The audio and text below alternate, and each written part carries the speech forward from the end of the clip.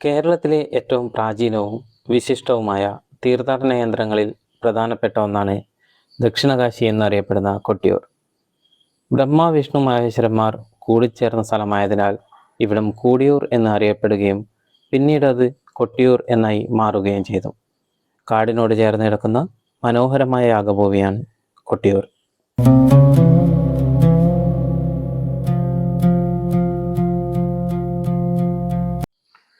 കൊട്ടിയൂർ ക്ഷേത്ര പരിസരത്തിലൂടെ ഒഴുകുന്ന ബാവലിപ്പുഴയിൽ ശരീരശുദ്ധി വരുത്തിയ ശേഷം ഈറനണിഞ്ഞാണ് അക്കരെ കൊട്ടിയൂരിൽ പ്രവേശിക്കുന്നത്. ബാവലിപ്പുഴയിലെ കല്ലുകൾ കൂട്ടിയുരച്ച് കിട്ടുന്ന ദ്രവ്യം ഭക്തർ ചന്ദനത്തിനു പകരം നെറ്റിയിൽ ചാർത്താറുമുണ്ട്. പുരാണത്തിലെ ദക്ഷയാഗത്തെക്കുറിച്ച് എല്ലാവരും കേട്ടിരിക്കുമല്ലോ. ആ യാഗം നടന്ന പുണ്യഭൂമിയാണ് കൊട്ടിയൂർ. അതിനാൽ എല്ലാ വർഷവും നടക്കുന്ന വൈശാഖ മഹോത്സവം ദക്ഷയാഗത്തിൻ്റെ സ്മരണയായാണ് കണക്കാക്കുന്നത്. അക്കരെ കൊട്ടിയൂരിൽ താൽക്കാലികമായി കെട്ടിയുണ്ടാക്കിയ ആരാധനാലയത്തിലാണ് ഉത്സവ നാളുകളിൽ പൂജകൾ നടക്കുന്നത്. ദക്ഷയാഗം, സതീദേവിയുടെ ത്യാഗം, ശിവഭഗവാന്റെ കോപം, പിന്നീടുള്ള ശാന്തീകരണം എന്നിവയെ പ്രതീകാത്മകമായി അനുസ്മരിക്കുന്ന അനുഷ്ഠാനങ്ങളാണ് ഇവിടെ നടക്കുന്നത്.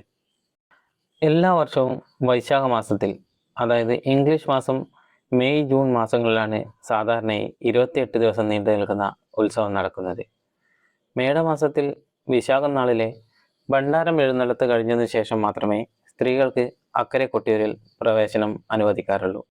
നെയ്യാട്ടം, ഇളനീർ വെപ്പ്, രേവതി ആരാധന, രോഹിണി ആരാധന, കലശം, തൃക്കലശാട്ട് എന്നിവയാണ് ഇവിടുത്തെ പ്രധാന ചടങ്ങുകൾ.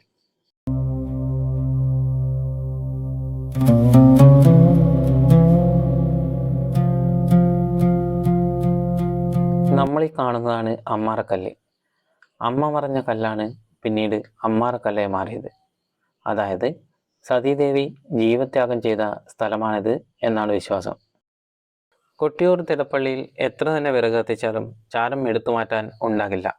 ഇതേ സമയം തളിപ്പറമ്പ് രാജരാജേശ്വര ക്ഷേത്രത്തിൽ പതിവിലധികം ചാരം കാണപ്പെടും എന്നാണ് വിശ്വാസം.